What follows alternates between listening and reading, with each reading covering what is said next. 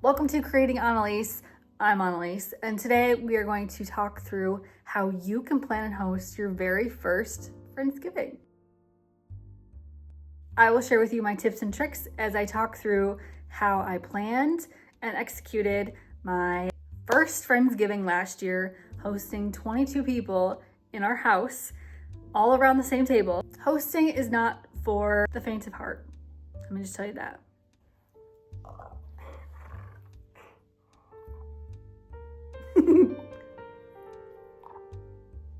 You want this? If Betty lets me talk through this, I will talk through this. Bear in mind, you may see a tail in the background. She's just not letting me get through this. Pay attention to me.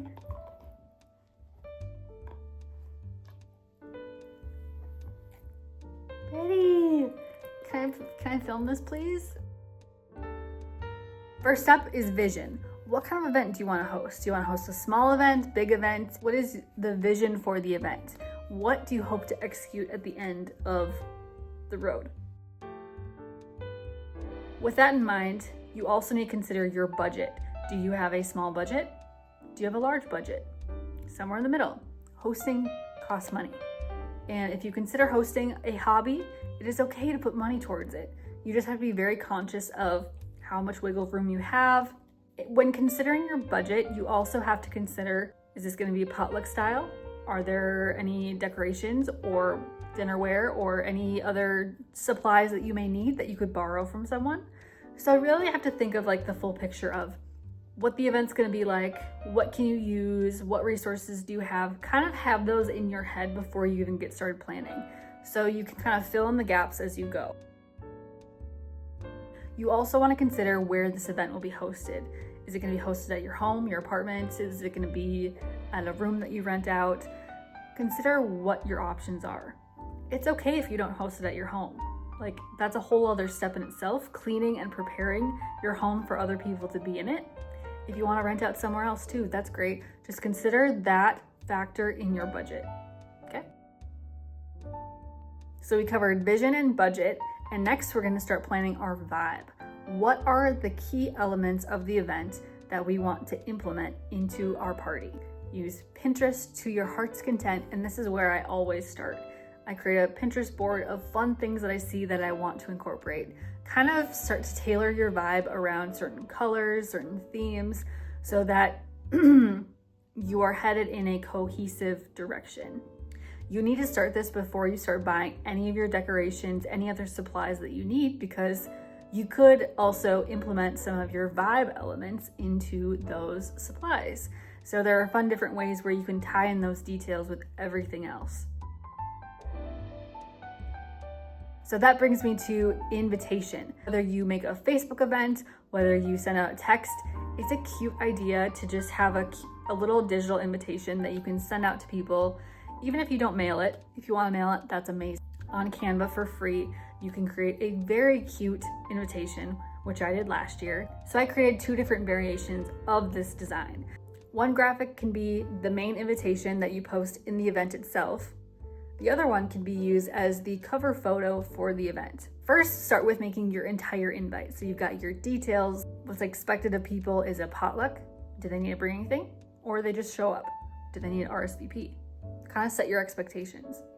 And then once you have that cohesive design, copy it, make a copy, and then delete all the text out of it, and you just have your background graphics. That can be used for your Facebook cover photo, okay? That's if you go the Facebook route.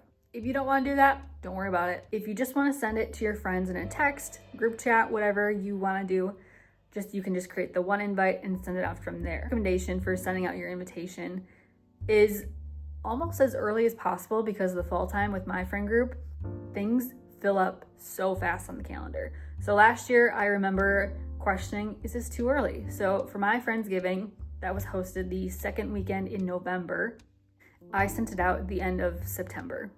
Yeah, end of September, because things pack up so much, especially if you're considering, all the other holidays that your friends are going to for their own families. Maybe they're out of town. Literally it gets such a congested time of the year that you want to get your event out as soon as possible. So if you're seeing this right now, send something out, get the feelers out.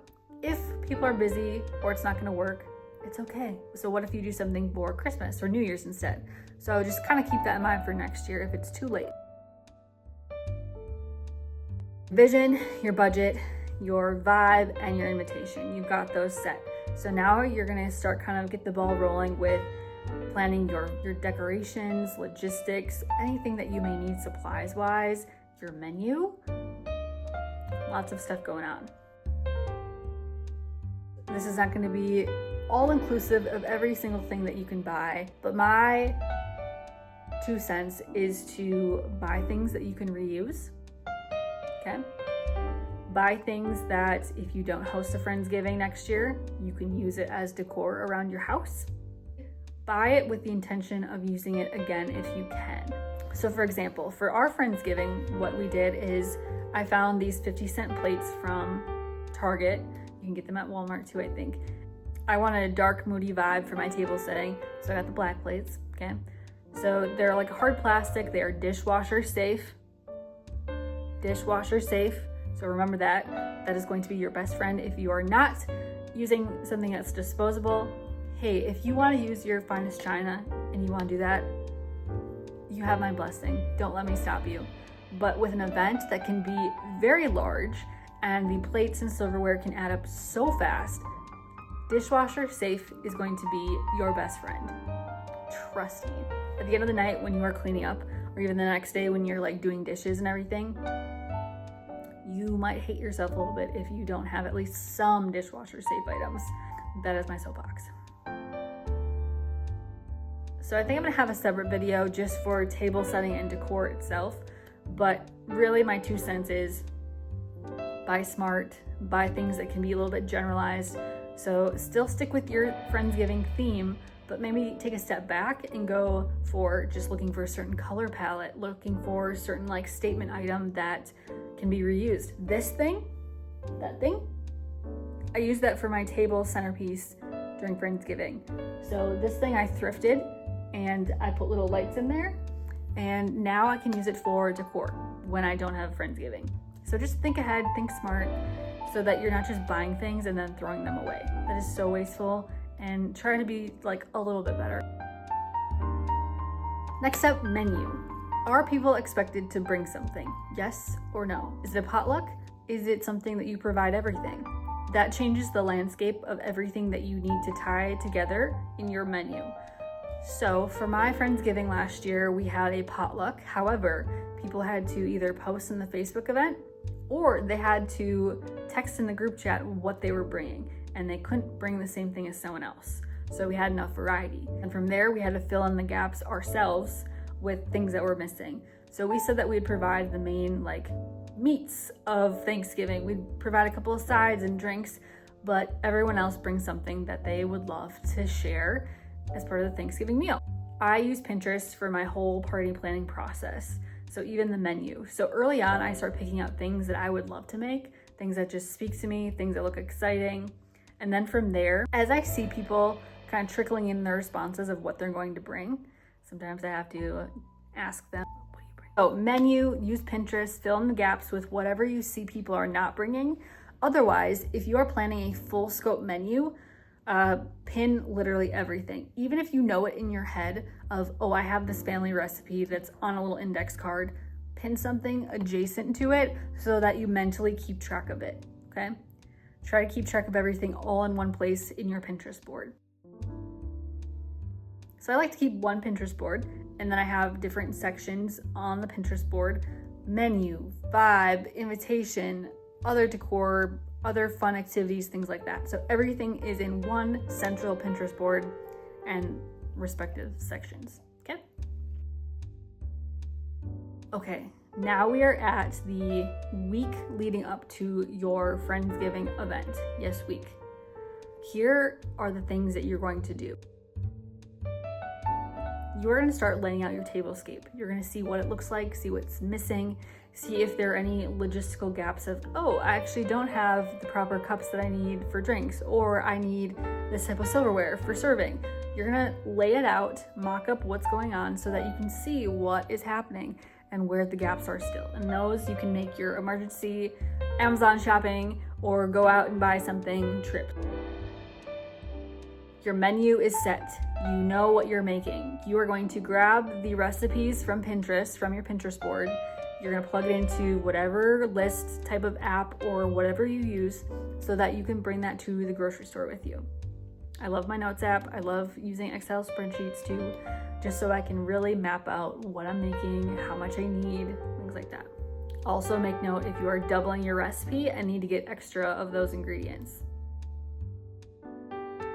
Also, week of, you are doing your cleaning. That is a very important part.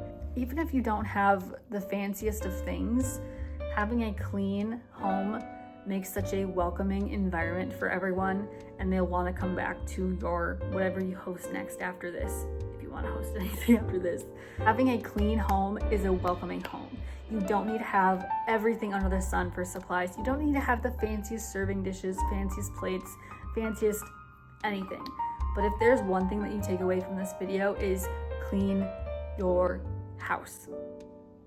There's one advantage of renting somewhere else out is that you don't have to clean as intensely, but please make sure if you're renting out somewhere that it is clean. I know there's so many things that you don't have control over, but bring some paper towels, something to wipe down the counter space or whatever table space you have so that it is clean and welcoming to people. Clean your kitchen sink, clean your bathrooms, clean your front steps. This is your time to polish up your home, to feel so sparkling, clean, and good and new.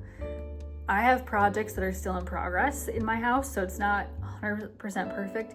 You can host when things are not perfect, but just make sure things are clean and tucked away and presented in a kind manner to your home and the things that you've built up to this point.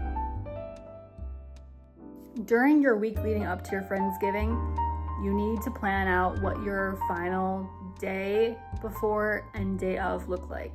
So what needs to happen, what food you can prep ahead of time, how far in advance you can prep ahead of time. Oftentimes the recipes in Pinterest will tell you, can you prep ahead? Yes or no, like only do this part of the recipe and then do this later. So consider that in your timeline.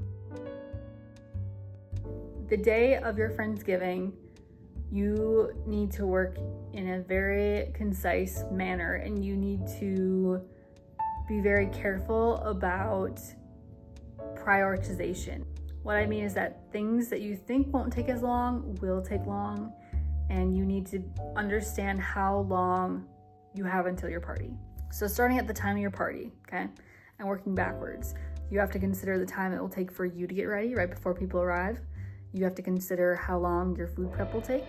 You have to consider, is there any extra cleaning that you need to do? You also need to consider, do I need to do miscellaneous things like wash any dishes before? Do I need to steam any tablecloths? Do I need to, you need to consider all these things that could really add up a lot in the grand scheme of how much time you have.